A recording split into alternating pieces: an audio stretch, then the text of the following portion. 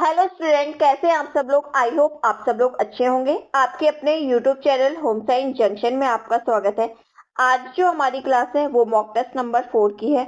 हम करेंगे home science का मॉक टेस्ट जो आपके बिहार एस्टेट के एग्जाम, डीएसएसबी के एग्जाम, एलटी ग्रेड का एग्जाम और बिहार पीजीटी सभी एग्जाम के लिए बहुत ही ज्यादा बेनिफिट क्लास होने वाली है। ये स्टार्ट करते हैं हम क्लास को।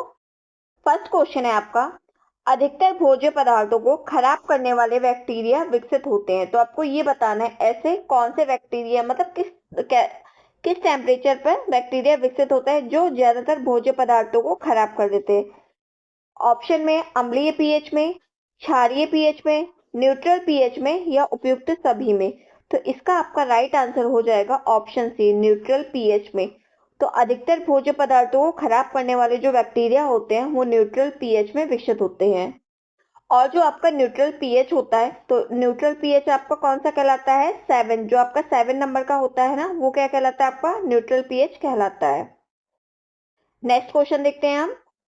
क्वेश्चन है आपका, अंडे में बायोटीन के साथ पाए जाने वाले प्रोटीन का नाम है। तो ऐसे कौन सा प्रोटीन है, नाम दिया हुआ है, जो अंडे में पाया जाता है, किसके साथ, बायोटीन के साथ। ठीक है, ऑप्शन में एविडीन है, ग्लोब्यूलिन है, एल्ब्यूमिन है एंड मायोसिन है। तो मायोसिन तो आपका मसल्स में पाया जाता है और इसका जो राइट आंसर हो जाएगा वो हो जाएगा ऑप्शन ए, एविडीन। तो अंडे में बायोटीन के साथ पाए जाने वाले प्रोटीन का नाम क्या है, एविडीन नाम है। ठीक है, क्लियर है आपको ये क्वेश्चन। नेक्स्ट क्वेश्चन देखते हैं। आप लोग अपने स्कोर बताइए जरूर कमेंट सेक्शन में कि आपके कितने क्वेश्चन सही हुए हैं। ठीक है, क्वेश्चन में है आपके, निम्न कैलोरी, निम्न वसा, निम्न सोडियम सामान्य प्रोटीन के साथ प्रस्तावित किया जाता है। क्वेश्चन को फिर से देखिए, लो कैलोरी, लो फैट, लो सोडियम और नॉर्मल प्रोटीन डाइट किस में दी जाती है, डायबिटीज यानी कि मधुमेह में दी जाती है, पीलियम में दी जाती है यानी कि जॉन्डिस में, उच्च रक्तचाप में दी जाती है या पेप्टिक अल्सर में दी जाती है। तो इसमें जो आपका राइट आंसर हो जाएगा वो हो जाएगा उच्च रक्तचाप। जो आपका हाई ब्लड प्रेशर होता है ना, तो उसमें कैसा भोज्य पदार्थ दिया जाता है आपको, कैसी डाइट दी जाती है, लो कैलोरी, लो फैट और लो सोडियम एंड नॉर्मल प्रोटीन हम रखते हैं। ठीक है, तो इसमें ऑप्शन सी क्या हो जाएगा, राइट आंसर हो जाएगा। नेक्स्ट क्वेश्चन देखते हैं। आई होप आपको क्वेश्चन अच्छे लगने होंगे आज के। क्वेश्चन है आपका, एड्रिनल ग्लैंड मानव शरीर में स्थित है। तो आपको ये बताना है जो एड्रिनल ग्लैंड है वो मानव शरीर के किस भाग में स्थित है। गुर्दे के ऊपर स्थित है, यकृत के ऊपर स्थित है, आमाशय के ऊपर स्थित है या अग्नाशय के ऊपर स्थित है। तो राइट आंसर क्या हो जाएगा, आप लोग बताइए। तो देखिए इसका जो राइट आंसर हो जाएगा ना वो हो जाएगा ऑप्शन ए। जो एड्रिनल ग्लैंड होती है वो मानव शरीर में गुर्दे के ऊपर स्थित होती है और इसका कार्य क्या होता है, ये जो टेंशन की स्थिति होती है यानी कि तनाव की स्थिति में हार्मोन निकालने का ये कार्य करता है। नेक्स्ट क्वेश्चन देखते हैं हम। क्वेश्चन है आपका, ड्रेसिंग के प्रकार है। तो आपको ये बताना है ड्रेसिंग के प्रकार कौन कौन से। ऑप्शन में है सूखी पट्टी, न चिपकने वाली पट्टी, चिपकने वाली पट्टी, ए व बी दोनों। यहाँ पे ए व बी दोनों नहीं हो, हाँ ए व बी दोनों। तो इसमें राइट आंसर क्या हो जाएगा आपको ये बताना है। तो देखिए ड्रेसिंग के प्रकार में क्या आ जाता है, ड्रेसिंग के प्रकार में आपके क्या आ जाएगा, न चिपकने वाली पट्टी भी आ जाती है और क्या आ जाता है, सूखी पट्टी भी आ जाती है। तो इसमें आपका राइट आंसर हो जाएगा आपका ऑप्शन डी, यानी कि ए और बी दोनों, सूखी पट्टी और ना चिपकने वाली पट्टी। क्लियर है आपको ये। ड्रेसिंग तो आप लोग जानते हो, ड्रेसिंग कब करवाते हो, जब कोई चोट लग जाती है आपके तो उसमें क्या करते हो, मरहम पट्टी लगवा के जो करते हो ना, वही ड्रेसिंग कहलाती है आपकी। नेक्स्ट क्वेश्चन देखते हैं। क्वेश्चन है आपका, मानवीय अभिप्रेरणा सिद्धांत प्रतिपादित किया। तो मानवीय अभिप्रेरणा सिद्धांत किसने प्रतिपादित किया ये बताना है आपको। ऑप्शन में स्किनर है, प्याजे है, पॉब्लोव है एंड मैस्लो है। तो जिन्होंने मानवीय अभिप्रेरणा, किसकी, मानवीय अभिप्रेरणा का सिद्धांत प्रतिपादन किया, ये है हमारे मैस्लो द्वारा। ठीक है, तो ऑप्शन डी क्या हो जाएगा, आपका राइट आंसर हो जाएगा। नेक्स्ट क्वेश्चन देखते हैं। क्वेश्चन है आपका, लोकतांत्रिक विकेंद्रीकरण की अवधारणा किसके द्वारा दी गई थी। ठीक है, जो आपकी लोकतांत्रिक विकेंद्रीकरण है इसकी अवधारणा किसने दी थी ये बताना है। ऑप्शन में आपके वेंगल राव है, जीएस मेहता है, एमएस रंधावा है एंड बलवंत राय जी मेहता है। तो जो लोकतांत्रिक विकेंद्रीकरण की अवधारणा है वो दी थी बलवंत राय जी मेहता द्वारा। ऑप्शन डी क्या हो जाएगा, राइट आंसर हो जाएगा। ये क्वेश्चन आपका इंपॉर्टेंट क्वेश्चन है, मोस्टली बच्चे इसमें कंफ्यूज हो जाते हैं, तो इसको आप अच्छे से रट लीजिएगा, ठीक है। नेक्स्ट क्वेश्चन देखते हैं।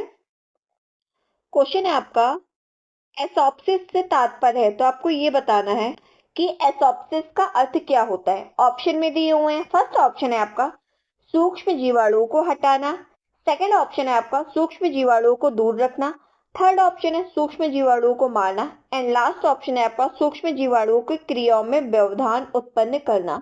तो राइट आंसर क्या हो जाएगा, आपको ये बताना है। जो एसॉप्सिस होता है ना, तो एसेप्सिस का मतलब होता है सूक्ष्म जीवाणुओं को दूर रखना, तो option B is the right answer. Clear है आपको ये क्वेश्चन। नेक्स्ट क्वेश्चन देखते हैं। क्वेश्चन है आपका, बैठने और खड़े होने की स्थिति में शरीर का संतुलन बनाने के लिए आवश्यक मांसपेशी है। तो आपके बैठने और खड़े होने की स्थिति में जो हमारी बॉडी का क्या करती है, संतुलन बनाती है, तो उसके लिए आवश्यक मसल्स कौन सी होती है, ये बताना है आपको। ऑप्शन में कंकाल मांसपेशी, कोमल मांसपेशी, हृदय मांसपेशी एंड उपयुक्त में से कोई नहीं। ठीक है, तो बैठने और खड़े होने की स्थिति में शरीर का संतुलन बनाने वाली आवश्यक पेशी का नाम है कंकाल मांसपेशी, तो option A is the right answer. ठीक है, और ये पेशियां क्या करती हैं, ये पेशियां कंकाल की गति और चलन में सहायक होती हैं। ठीक है, नेक्स्ट क्वेश्चन देखते हैं। क्वेश्चन है आपका, रोशाक इंक ब्लॉट परीक्षण है एक, तो रोशाक इंक ब्लॉट परीक्षण एक क्या है। ऑप्शन में सामाजिक सांख्यिकी तकनीक, सेकंड ऑप्शन है आपका रचनात्मक तकनीक, थर्ड है समाप्ति तकनीक एंड लास्ट है आपका प्रक्षेपण तकनीक। तो रोशाक इंक ब्लॉट जो परीक्षण होता है ना, ये एक क्या है, प्रक्षेपण तकनीक होता है, तो option D is the right answer. ठीक है, और यह जो आपका परीक्षण होता है, यह मनोवैज्ञानिक मूल्यांकन में उपयोग किया जाता है। किसमें, मनोवैज्ञानिक मूल्यांकन में। इसमें क्या किया जाता है, इसमें एक व्यक्ति को स्याही के धब्बे, मतलब एक हमने क्या कर दिया, यहाँ पे हमने कुछ, एक सेकंड में दोबारा बताते हैं, जैसे यहाँ पे हमने कुछ स्याही के धब्बे बना दिए, जैसे पूरे पूरे स्याही के धब्बे है, तो ये व्यक्ति को दिखाई जाते हैं कि इसमें तुम्हें क्या दिखाई दे रहा है, मतलब कौन सी आकृति इसमें नजर आ रही है, तो वही क्या कहलाता है, वही आपकी प्रक्षेपण विधि के अंतर्गत आता। तो व्यक्ति क्या करता है, व्यक्ति उसे देख के विचारों और संवेगों को बताता है अपने। अच्छा, आप लोगों ने भी एक चीज नोटिस की होगी, अगर आप कंटिन्यू एक जगह पे देखते रहो तो आपको कुछ ना कुछ चित्र दिखाई देते हैं, तो यही जो होता है ना, यही चीज किसमें किया जाता है, आपका रोशाक इंक ब्लॉट में किया जाता है। जैसे आप लोग दीवार की तरफ देखो, कुछ टाइम तक एक ही जगह देखते रहो तो आपको कुछ एक आकृति सी नजर आती है। ठीक है, चाहे आपको शेर की आकृति नजर आए, चाहे आपका किसी का फेस नजर आए, तो ये चीज सब लोगों के अंदर होती है। क्लियर है आपको ये क्वेश्चन। नेक्स्ट क्वेश्चन देखते हैं हम। क्वेश्चन है आपका, कार्बोनाइजिंग है, तो कार्बोनाइजिंग क्या है ये बताना है। ड्राइंग प्रोसेस है, रोविंग प्रोसेस है, फिनिशिंग प्रोसेस है या रेटिंग प्रोसेस है। तो जो कार्बोनाइजिंग है ना, कार्बोनाइजिंग एक फिनिशिंग प्रोसेस है, तो option C is the right answer. ठीक है, कार्बोनाइजिंग क्या है, एक फिनिशिंग प्रोसेस है। और जो कार्बोनाइजिंग का प्रक्रिया होता है ना, ये सल्फ्यूरिक अम्ल या हाइड्रोक्लोरिक अम्ल के रेशो से धोया जाता है। इसमें क्या होता है, इसमें सभी प्रकार की जो अशुद्धियां हो जाती हैं वो नष्ट की जाती हैं, और रेशो को, जो हमारा फाइबर होता है, उसको एकदम साफ सुथरा किया जाता है। नेक्स्ट क्वेश्चन देखते हैं। क्वेश्चन है आपका, मेडुला की उपस्थिति किसकी विशेषता है। तो आपको ये बताना है कि मेडुला किस में उपस्थित होता है। ऑप्शन है सूती रेशा में, ऊनी रेशा में, नायलॉन रेशा में या सिल्क रेशा में। तो ये भी एक आपका इंपॉर्टेंट क्वेश्चन है। तो जो मेडुला की उपस्थिति है ना, वो ऊनी रेशों में देखने की मिलती है। ऊनी रेशों को यदि माइक्रोस्कोप से देखा जाएगा तो उसमें मेडुला की उपस्थिति दिखेगी। मेडुला कैसा होता है आपका, इस टाइप का होता है, सीधी, इस टाइप का होता है आपका, सीधी नलिका होती है, और यहाँ से इस टाइप का होता है, और यहाँ से बीच में इसमें स्पेस टाइप का देखने को आपको मिलता है। ठीक है, खोखली नलिका के समान ये होता है। क्लियर है आपको ये क्वेश्चन। नेक्स्ट क्वेश्चन देखते हैं हम। क्वेश्चन है आपका, विरंजक जो जावेल वाटर भी कहलाता है। अगेन आपका ये भी एक इंपॉर्टेंट क्वेश्चन है, कई बार एग्जाम में रिपीट हो चुका है। तो कौन सा ऐसा विरंजक है जो जावेल वाटर कहलाएगा। ऑप्शन में है हाइड्रोजन पेरोक्साइड, सेकंड ऑप्शन है आपका सोडियम परबोरेट, थर्ड ऑप्शन है potassium permanganate and last option है आपका सोडियम हाइपोक्लोराइड। तो आपका जावेल वाटर कहलाता है, वो क्या कहलाता है, वो कहलाता है आपका सोडियम हाइपोक्लोराइड। तो ऑप्शन डी क्या हो जाएगा, आपका राइट आंसर हो जाएगा। इसका जो सूत्र या फॉर्मूला होता है वो होता है NaO NaCl, ठीक है। ये जावेल वाटर समझ लो, ये आपका सोडियम हाइपोक्लोराइड का क्या होता है, फॉर्मूला होता है NaOCl। नेक्स्ट क्वेश्चन देखते हैं हम। क्वेश्चन है आपका, खेल के पुनरावृत्ति के सिद्धांत के प्रवर्तक थे। तो खेल के पुनरावृत्ति के सिद्धांत के प्रवर्तक कौन है? ऑप्शन में हर्बर्ट स्पेंसर एवं सीलर है, या मैकडोगल है, या स्टेनले हॉल है, या ग्रॉस है। तो खेल के पुनरावृत्ति के सिद्धांत के प्रवर्तक आपके स्टेनले हॉल है, तो option C is the right answer. अगर आप इस क्वेश्चन को भूलते हो तो इसकी एक ट्रिक है याद करने की। खेल यानी कि आप खेल कहाँ खेलते हो, गेम कहाँ खेलते हो? हॉल में खेलते हैं मोस्टली, अपने रूम में तो गेम आप खेलते ही नहीं हो। तो जो हॉल होता है वहां का स्पेस क्या होता है, ज्यादा होता है, तो वहां पे लोग बच्चे क्या करते हैं, गेम खेलते हैं।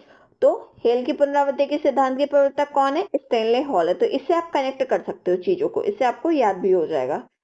नेक्स्ट क्वेश्चन देखते हैं हम। आप लोगों को कमेंट सेक्शन में बाद में अपना स्कोर जरूर मेंशन करना है कि आपका कितना स्कोर आया आपका। क्वेश्चन में आपका अधिक ऐंठन युक्त धागे में ऐंठन की संख्या होती है। आपको ये बताना है अधिक ऐंठन युक्त धागे में ऐंठन की संख्या कितनी होती है। ऑप्शन में 0.3 ऐंठन प्रति इंच, सेकेंड ऑप्शन है 3 से 7 ऐंठन प्रति इंच, थर्ड में है 7 से 12 ऐंठन प्रति इंच, एंड लास्ट है आपका 12 से 15 ऐंठन प्रति इंच।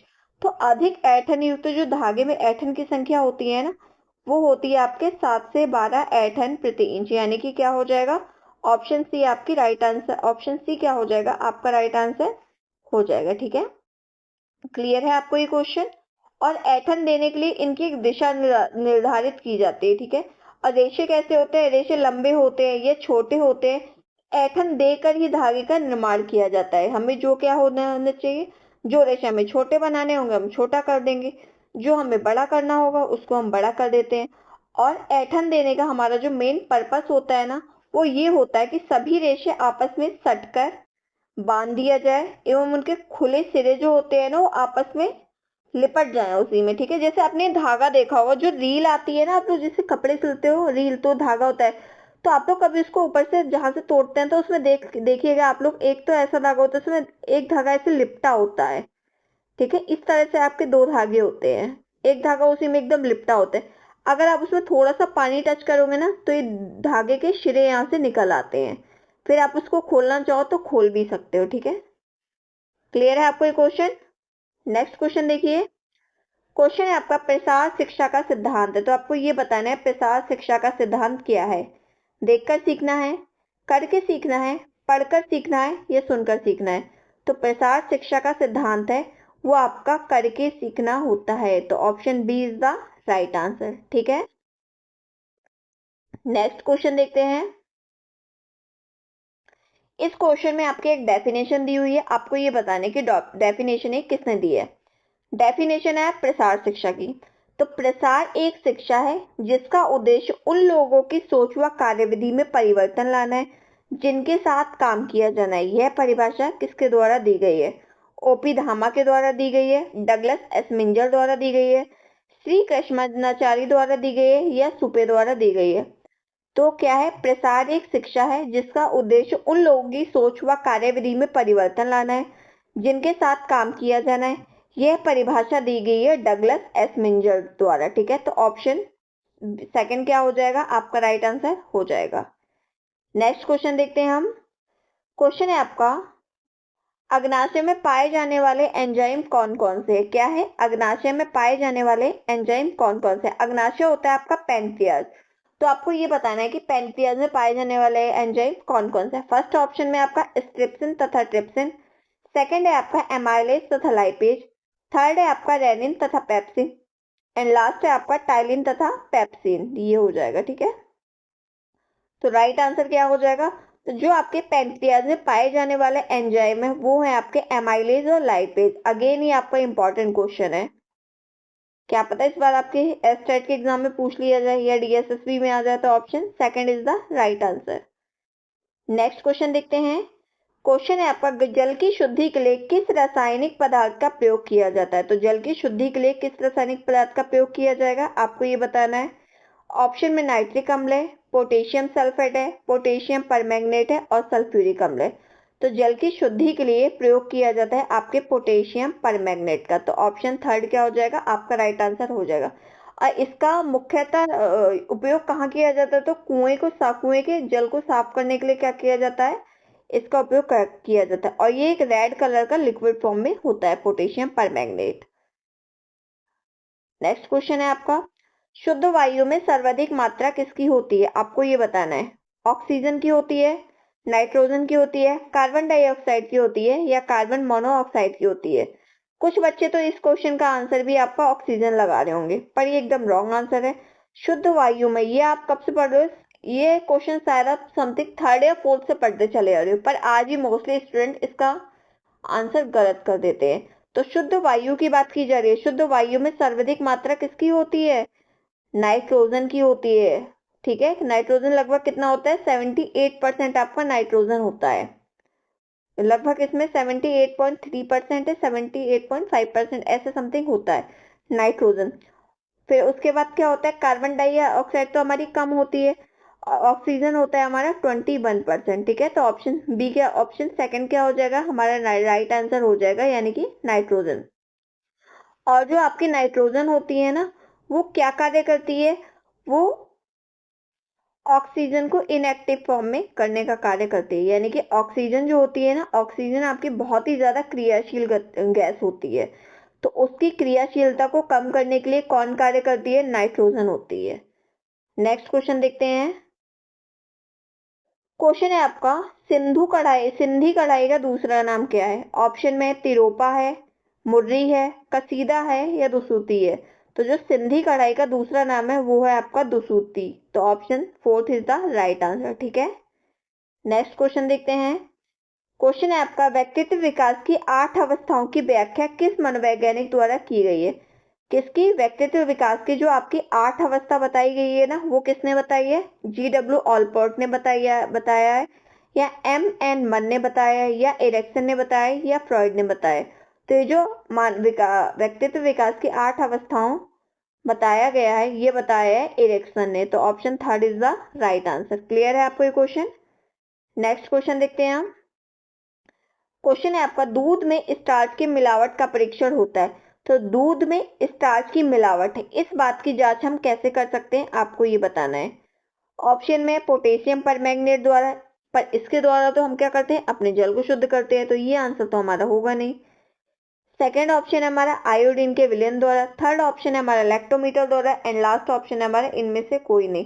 तो इसमें जो आपका राइट आंसर हो जाएगा वो हो जाएगा हमारा ऑप्शन सेकंड, यानी कि आयोडीन के विलयन द्वारा हम क्या पता करते हैं? कि दूध में स्टार्च की मिलावट है। क्लियर है आपको ये क्वेश्चन? नेक्स्ट क्वेश्चन देखते हैं हम अपना। क्वेश्चन है आपका, अघुलनशील और संश्लेषित आहार का घुलनशील और सरल आहार में रूपांतरण क्या कहलाता है? क्या है क्वेश्चन? अघुलनशील और संश्लेषित आहार का घुलनशील और सरल आहार में रूपांतरण क्या कहलाता है? आत्मसात्करण कहलाएगा, आधारीय चयापचय कहलाता है, पाचन कहलाता है, या आहारिकी कहलाता है? तो इसमें आप लोग बताइए कि क्या हो जाएगा इसमें राइट आंसर? तो इसका ऑप्शन सेकंड ऑप्शन जो है ना, आधारीय चयापचय, ये आपका राइट आंसर हो जाएगा, यानी कि मेटाबॉलिज्म। नेक्स्ट क्वेश्चन देखते हैं। क्वेश्चन है आपका, वस्त्र के छापने की क्रिया दोनों ओर एक साथ की जाती है, वो क्या कहलाता है? क्वेश्चन को दोबारा पढ़िए। वस्त्र के छापने की क्रिया दोनों ओर एक साथ की जाएगी, की पॉइंट आपको मिल गया क्वेश्चन में ही। तो रोलर छपाई कहलाएगी, निस्सरण छपाई कहलाएगी, ब्लॉच छपाई कहलाएगी, या आपकी डुप्लेक्स छपाई कहलाएगी? तो वो आपकी डुप्लेक्स छपाई कहलाती है। तो option fourth is the right answer. Duplex छपाई आपकी ऐसी छपाई होती है जिसमें दोनों तरफ एक सा डिजाइन होता है, और इसकी सीधी तथा उल्टी तरफ पहचानना मुश्किल होता है। ये दोनों ओर से एक जगह एक जैसे ही दिखते हैं। ठीक है, तो दोनों ओर इसके एक समान क्या की जाती है? छपाई की जाती है। तो डुप्लेक्स प्रिंटिंग इसमें आ जाएगी। नेक्स्ट क्वेश्चन देखते हैं। क्वेश्चन है आपका, ISI चिन्ह किस खाद्य पदार्थ का प्रतीक है? कि ऑप्शन में आपके खाद्य पदार्थ संस्थान के मापदंड के अनुकूल नहीं है। सेकंड ऑप्शन है खाद्य पदार्थ संस्थान के मापदंड के अनुकूल है। थर्ड में खाद्य पदार्थ ताजा है, खाद्य पदार्थ सस्ता है। तो बात किसकी की जा रही है? ISI चिन्ह की। तो जो आपका ISI मार्क होता है ना, वो यह दर्शाता है कि खाद्य पदार्थ संस्थान के मापदंड के अनुकूल है, यानी कि सर्टिफाइड है। तो option second is the right answer. Next question देखते हैं। क्वेश्चन है आपका, लाइपेज एंजाइम पाया जाता है, तो लाइपेज एंजाइम कहाँ पाया जाता है? आपको ये बताना है। लार में पाया जाता है, आंतों में पाया जाता है, आमाशय में पाया जाता है, या भोजन नली में पाया जाता है? तो जो आपका लाइपेज एंजाइम होता है ना, लाइपेज एंजाइम आपका पाया जाता है लार में। तो option first is the right answer. और लार में आपके क्या, टाइलिन नामक एंजाइम भी पाया जाता है। और जो आपका लाइपेज एंजाइम होता है ना, ये वसा पर कार्य करता है, ठीक है, यानी कि फैट को पचाने का कार्य यही करता है।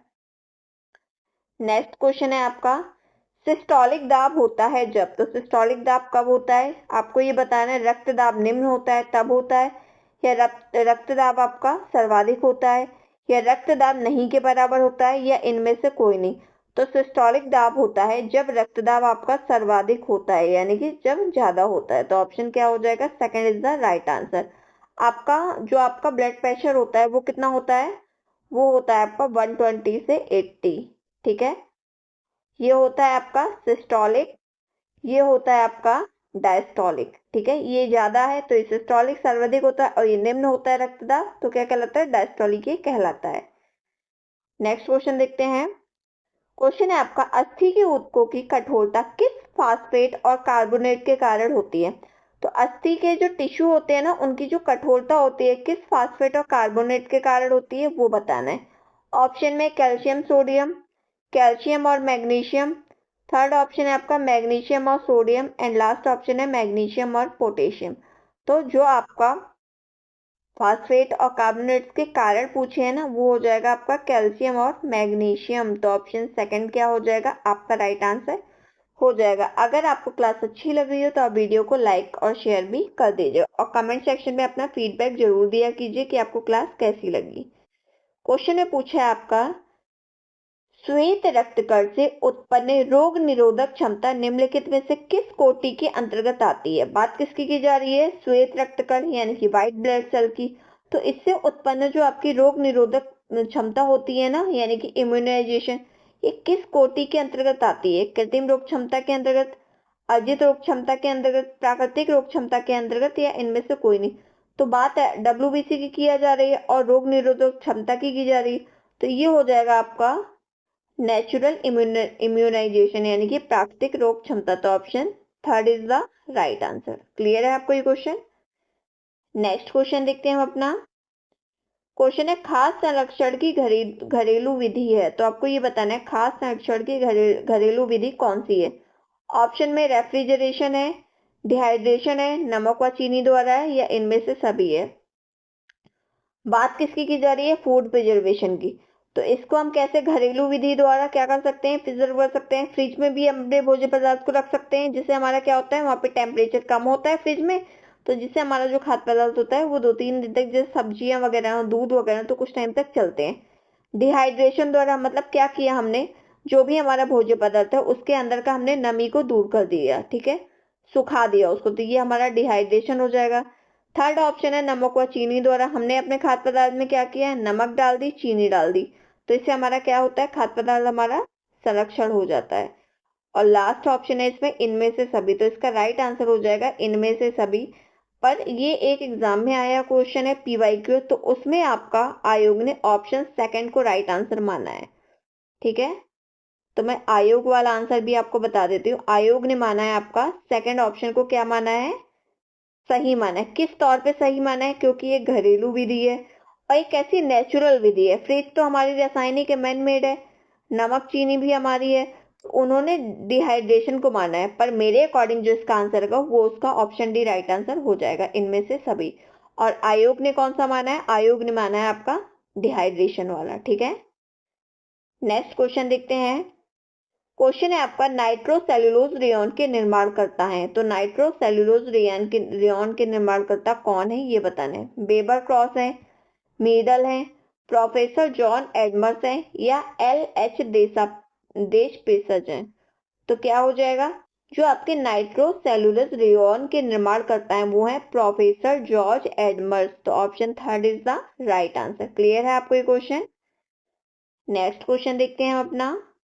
क्वेश्चन है आपका, प्रसार शिक्षा का लक्ष्य है, यानी कि आपको ये बताना है एक्सटेंशन एजुकेशन का गोल क्या है। क्वेश्चन में माँ और बच्चे के स्वास्थ्य की सुरक्षा, सेकंड ऑप्शन है ऊंचे जीवन स्तर की प्राप्ति करना। थर्ड ऑप्शन है सुखी पारिवारिक जीवन प्राप्त करना। एंड लास्ट ऑप्शन है गांव के लोगों की आर्थिक स्थिति में सुधार, स्वास्थ्य, परिवार कल्याण, व्यक्तित्व की आवश्यकताएं, सामुदायिक तथा राष्ट्रीय कल्याण आदि।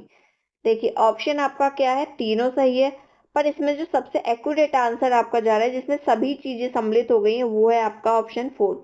तो ऑप्शन फोर्थ क्या हो जाएगा, आपका राइट आंसर हो जाएगा। क्लियर है आपको ये क्वेश्चन?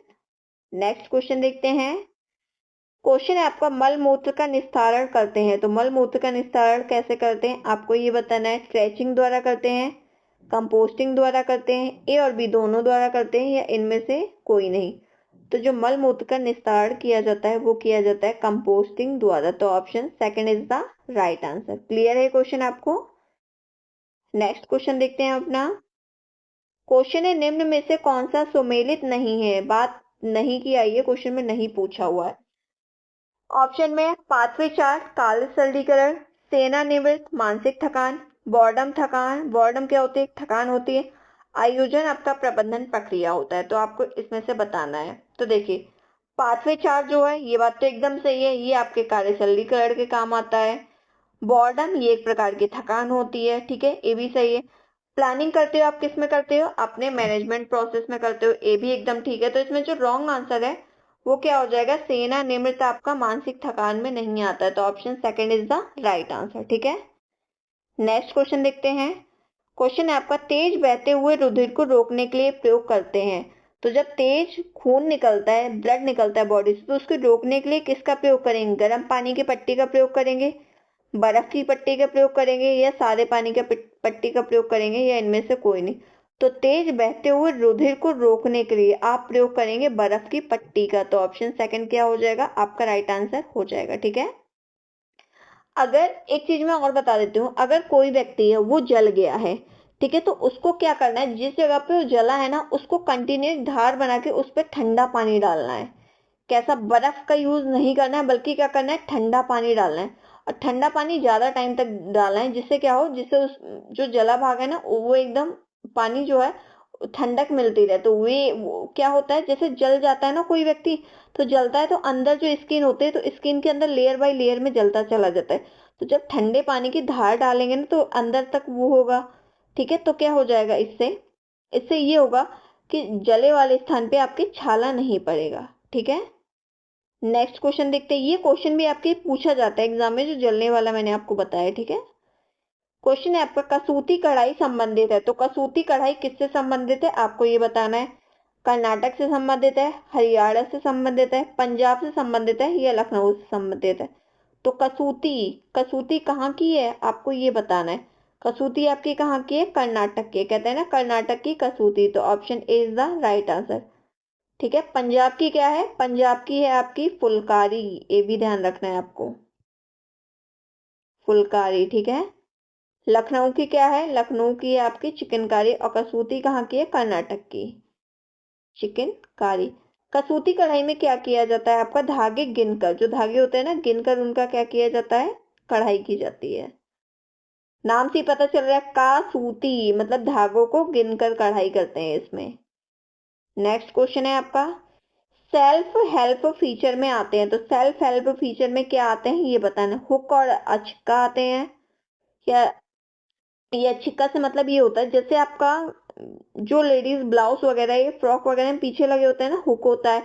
तो हुक को लगाने के लिए एक आई बना होता है ना, वही आपकी क्या कहा गया, वही आपका अच्छिका कहा गया है। सेकंड ऑप्शन है बटन एवं काज, थर्ड है रिबन एवं डोरी, एंड लास्ट है आपका इलास्टिक एवं चुटपुट। तो जो आपका सेल्फ हेल्प फीचर में आ जाएगा वो आ जाएगा आपका इलास्टिक एवं चुटपुट। तो option D is the right answer. Elastic तो सब लोग जानते हैं, मोस्टली लोग छुटपुट नहीं जानते। तो छुटपुट क्या होता है, ये आपके गारमेंट्स में लगा होता है, ये एक स्टील का बना होता है, मेटल का होता है, और इस टाइप का होता है। ये कैसा होता है, ये गोल सा होता है, इसमें एक होल होता है, छोटा सा होल होगा, और जो दूसरा होगा ना, जो दूसरी साइड लगेगा उसमें एक थोड़ा ही निकला हो, तो ये जो निकला हुआ पार्ट है ना ये इसमें फिट हो जाता है। तो यही आपका क्या हो जाता है, चुटपुट कहलाता है। ये बच्चों के कपड़े में मोस्टली मिलते हैं, और या तो जो बुजुर्ग होते हैं ना उनके कपड़ों में मिलते हैं ये। तो सेल्फ हेल्प फीचर के में कौन कौन से जाते हैं आपके, इलास्टिक और चुटपुट आ जाएंगे। तो option D is the right answer. Next question देखते हैं। क्वेश्चन है आपका, एंटीबॉडीज किसके विरुद्ध लड़ते हैं, ये बताना है। जो एंटीबॉडीज होते हैं किसके विरुद्ध लड़ाई करते हैं, किसके विरुद्ध लड़ते हैं? वातावरण दशाएं के, विपत्ति के, संक्रमण के, या पोषक पदार्थों की कमी के? तो जो आपका एंटीबॉडीज होगा ये लड़ते हैं संक्रमण के विरुद्ध, यानी कि इन्फेक्शन के विरुद्ध। तो option C is the right answer. Okay, next question देखते हैं। क्वेश्चन है आपका, ग्रीन हाउस में गैस उपस्थित होती है। इसमें मोस्टली बच्चा कंफ्यूज रहता है, ये आपका इंपॉर्टेंट क्वेश्चन है। तो आपको ये बताना है ग्रीन हाउस में कौन कौन सी गैस प्रेजेंट होती हैं। ऑप्शन में है कार्बन डाइऑक्साइड और मीथेन, सेकंड है कार्बन डाइऑक्साइड और नाइट्रोजन, थर्ड है आपका कार्बन डाइऑक्साइड और ऑर्गन, एंड लास्ट ऑप्शन है कार्बन डाइऑक्साइड और कार्बन मोनोऑक्साइड। तो ग्रीन हाउस गैस में उपस्थित क्या होता है? ग्रीन हाउस गैस में आपके उपस्थित होता है क्या? कार्बन डाइऑक्साइड और मीथेन। तो option A is the right answer. ठीक है, क्लियर है आपको ये क्वेश्चन? नेक्स्ट क्वेश्चन देखते हैं हम। क्वेश्चन है आपका, CPCB दर्शाता है। तो आपको ये बताना है कि CPCB की फुल फॉर्म क्या हो जाएगी। ऑप्शन है आपके common pollution control board, second है आपका critical pollution control board, third option है central pollution control board, and last option है आपका सेंट्रल पॉल्यूशन केयर बोर्ड। तो जो आपके CPCB, तो CPCB की फुल फॉर्म क्या हो जाएगी? C से हो जाएगा आपका सेंट्रल, P से हो जाएगा पॉल्यूशन, अगेन C से आ जाएगा कंट्रोल, एंड B से हो जाएगा आपका बोर्ड। तो राइट आंसर क्या हो जाएगा? ऑप्शन सी, CPCB की फुल फॉर्म आ जाएगी central pollution control board. Option C is the right answer. Next question देखते हैं। क्वेश्चन है आपका, लेफ्टिनेंट कर्नल एल्बर्ट ने योजना प्रारंभ की। तो लेफ्टिनेंट कर्नल एल्बर्ट ने कौन सी योजना प्रारंभ की, आपको ये बताना है। ऑप्शन में है, फर्स्ट ऑप्शन है इटावा अग्रगामी योजना, सेकंड ऑप्शन है आपका फिरका विकास कार्यक्रम, थर्ड है नीलखेड़ी योजना, एंड लास्ट है आपका सर्वोदय कार्यक्रम। तो जो एल्बर्ट ने योजना प्रारंभ की थी वो की थी इटावा अग्रगामी योजना। तो option A is the right answer. ये क्वेश्चन DSSB में आने के चांस ज्यादा रहते हैं। ठीक है, क्वेश्चन है आपका, मोरी बाना एक तरीका है। तो मोरी बाना एक कैसा तरीका है, आपको ये बताना है। रंग योजना का है, पुष्प सज्जा का है, गृह व्यवस्था का है, या इनमें से कोई नहीं? तो जो मोरी बाना है ना, मोरी बाना पुष्प सज्जा का एक तरीका है। तो option B is the right answer. ठीक है, क्लियर है आपको ये क्वेश्चन? और ये कहाँ की शैली है? ये जापान की शैली होती है। मोरी बाना हो गई, इके बाना हो गई, ये आपकी पुष्प सज्जा से ही संबंधित है। और कहाँ की शैली है? ये जापान की शैली है। नेक्स्ट क्वेश्चन है हमारा, हृदय की धड़कन नियंत्रित करने के लिए कौन सा खनिज आवश्यक है, यानी कि हृदय की धड़कन को कंट्रोल करने के लिए कौन सा आपका मिनरल आवश्यक होता है, ये बताना है। ऑप्शन में है सोडियम, सल्फर, पोटेशियम और लोहा। ठीक है, तो आयरन क्या कार्य करता है? आयरन तो कार्य करता है आपका किसके लिए? हीमोग्लोबिन का निर्माण करने के लिए। तो इसमें ऑप्शन ए आपका राइट आंसर हो जाएगा, यानी कि सोडियम। की हृदय की धड़कन नियंत्रित करने के लिए सोडियम आपके लिए आवश्यक होता है। और सोडियम क्या है? सोडियम एक खनिज पदार्थ यानी कि मिनरल्स है। नेक्स्ट क्वेश्चन देखते हैं। क्वेश्चन है आपका, आहार चिकित्सा में इनमें से किसकी भूमिका अधिक महत्वपूर्ण है? बात किसकी की जा रही है? आहार चिकित्सा की, यानी कि खान पान से संबंधित आहार। तो क्या किसकी भूमिका होगी? डॉक्टर की होगी, डाइटिशियन की होगी, नर्स की होगी, या गृहिणी की होगी? तो आहार चिकित्सा में जो भूमिका महत्वपूर्ण होती है वो होती है डाइटिशियन की। तो option B is the right answer. Okay, next question देखते हैं। क्वेश्चन है आपका, इनमें से कौन सा तटस्थ रंग है? तो आपको तटस्थ रंग बताना है कि तटस्थ रंग कौन सा है। काला है, लाल है, हरा है, या पीला है? तो जो आपका तटस्थ रंग हो जाएगा वो हो जाएगा काला। तो काला कौन सा रंग होता है? काला होता है आपका तटस्थ रंग। तो option A is the right answer. Clear है आपको? लाल होता है आपका प्राइमरी कलर में आ जाता है, येलो भी आपका प्राइमरी कलर में हो जाता है, हरा आ जाता है आपका सेकेंडरी कलर में। तो प्राइमरी कलर में आपके कौन कौन से आते हैं? एक तो लाल आ जाता है, पीला आ जाता है, और कौन सा आता है? ब्लू आ जाता है। ये प्राइमरी कलर होता है। सेकेंडरी कलर में आपके हरा आ जाएगा। ठीक है, नेक्स्ट क्वेश्चन देखते हैं। क्वेश्चन है आपका, गर्भवती माँ को कब्ज की शिकायत ना हो इसलिए क्या करना चाहिए? वसा युक्त भोजन कराना चाहिए उसे, या अधिक प्रोटीन युक्त भोजन कराना चाहिए, या छिलकेदार दालें और हरी सब्जियां खानी चाहिए, या अधिक कार्बोहाइड्रेट युक्त भोजन कराना चाहिए? तो गर्भवती माता को किसकी शिकायत ना हो? कब्ज की, यानी कि कॉन्स्टिपेशन की शिकायत ना हो, इसलिए उसे छिलकेदार दाल और हरी सब्जियां खिलानी चाहिए। क्यों? क्योंकि इसमें फाइबर ज्यादा मात्रा में रहता है। अगर हम कॉन्स्टिपेशन या कब्ज की स्थिति में या उससे बचने के लिए हमें क्या करना चाहिए? हमें फाइबर युक्त डाइट लेनी चाहिए। ठीक है, क्लियर है क्वेश्चन? नेक्स्ट क्वेश्चन देखते हैं। क्वेश्चन है, सुई का चयन निम्न में से क्या तय करता है? तो बात किसकी की जा रही है? सुई के चयन की। तो सुई का चयन किस पर डिपेंड करेगा ये बताना है। धागे की किस्म पर, कपड़े की किस्म पर, बखिए की लंबाई पर, या धागे के खिंचाव पर? तो जो सुई का चयन होगा ना, वो डिपेंड करता है आपका धागे की किस्म पर। तो ऑप्शन ए क्या हो जाएगा? Option A is the right answer. Next question देखते हैं हम। क्वेश्चन है आपका, एकीकृत बाल विकास योजना शुरू हुई थी। तो एकीकृत बाल विकास योजना कब शुरू हुई है ये बताना है। 1975 में स्टार्ट हुई, 1965 में स्टार्ट हुई, 1977 में हुई, या 1948 में हुई? तो जो एकीकृत बाल विकास योजना है इसको हम ICDS के नाम से भी जानते हैं। ठीक है, इसकी शुरुआत हुई थी आपकी 1975 में। कब हुई थी इसकी शुरुआत? 1975 में हुई थी। लिख देती हूँ, 1975 में इसकी शुरुआत हुई थी। तो option A is the right answer. ICDS की फुल फॉर्म क्या हो जाएगी? Integrated child development scheme. Last question है आज का ये हमारा।